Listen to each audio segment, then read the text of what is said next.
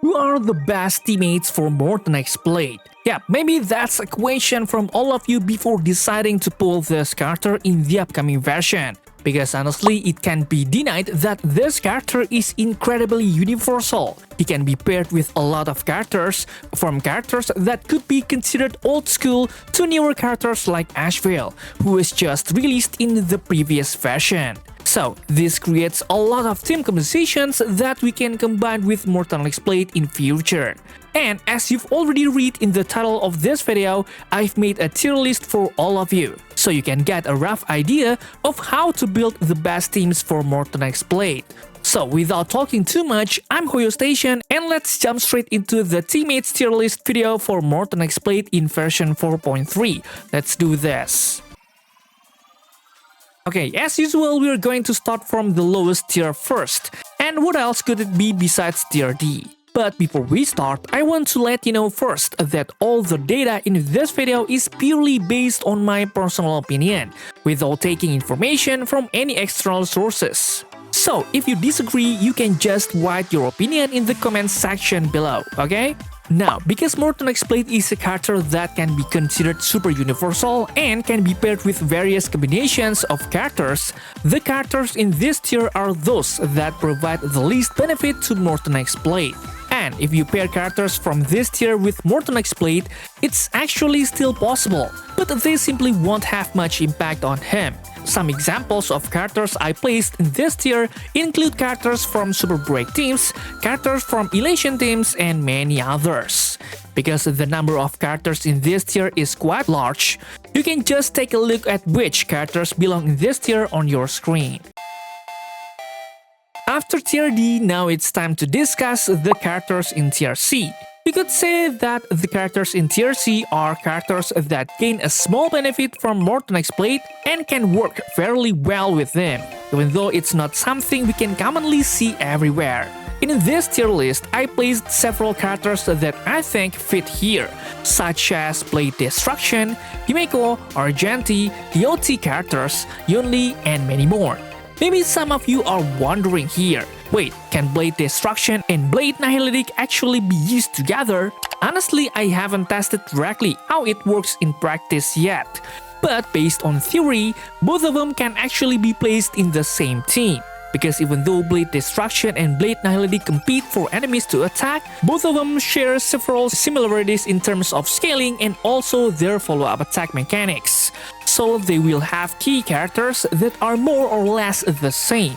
On top of that, in my opinion, both of them are also pretty good to use when fighting enemies with lots of AoE attacks, making the taunt effect not as impactful.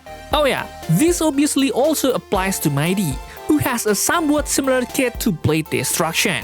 Besides Blade Destruction, in this tier I also want to briefly mention characters that use the OT, namely Kafka, High Silence, and also Black Swan.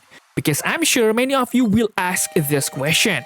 Can Mortenax Blade be paired with the OT characters, since they're both Nihilitic? Well, even though we all know that Mortenax Blade doesn't have DOT mechanics, theoretically he can still be paired with other DOT characters, because Mortenax Blade has debuffs that can be considered very universal and can definitely also benefit DOT characters, such as defense reduction and increased damage taken, although it can be said that the effectiveness isn't particularly high. Now we move on to tier B. This tier can be considered the tier containing characters that are very proper to pair with Mortenax Blade. There are several characters I want to highlight here, namely Dhurta, Jiaochu, and also Caceres. Now let's talk a little about Dhurta first. For those of you who already understand, Dhurta is an erudition character who needs another erudition unit in the team to activate effects within her kit. Not only that, she also needs another character who can attack in AoE consistently to generate energy for triggering her ultimate. So currently, Tribi is a really good harmony support for Dhurta because she can provide follow-up attacks every time teammates trigger their ultimates. Now, this is where Mortenax Blade's role comes in. If you currently don't have Tribi, Mortenax Blade can become an alternative solution to replace her. Because Mortenax Blade can also provide buffs and debuffs to enemies. Plus, he has follow-up attack mechanics that help fill the Herta's energy faster.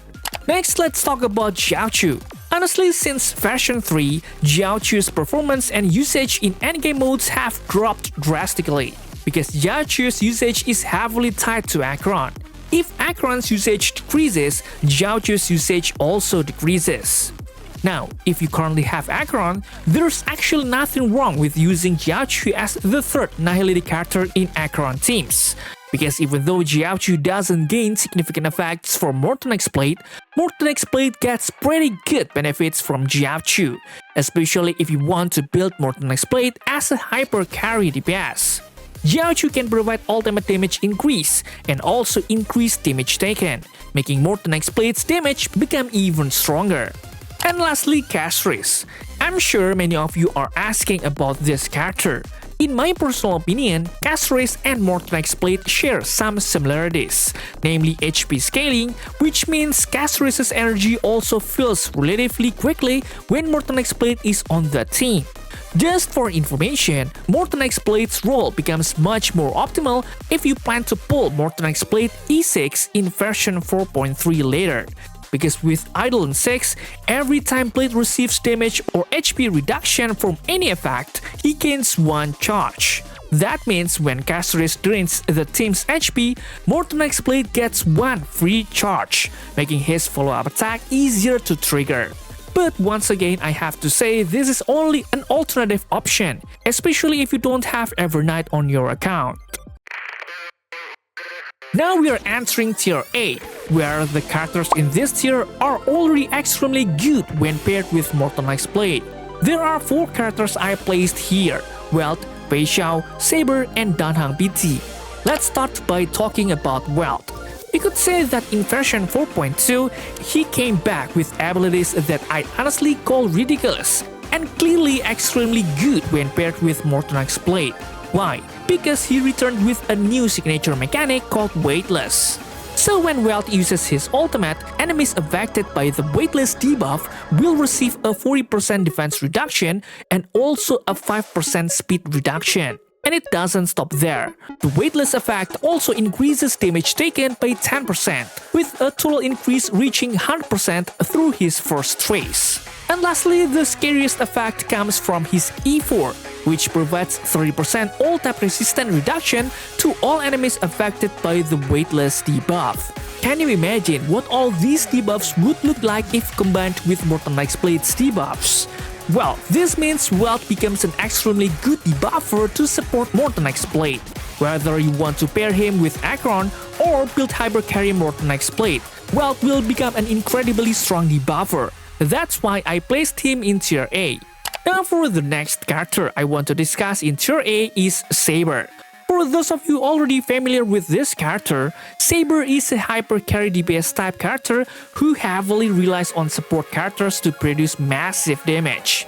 Usually, Saber teams are paired with Sunday, who can provide additional critical rate, critical damage, and energy, allowing Saber to unleash ultimate damage more quickly.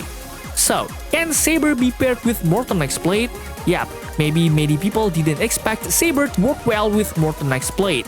And you're not wrong, because Saber will only become really good with Mortenax Blade if you bring another Nihility character into the team to activate Mortenax Blade's buff effect. Because if you remember Mortenax Blade's kit, the ultimate damage increase from his kit only works if there's another Nihility character in the team.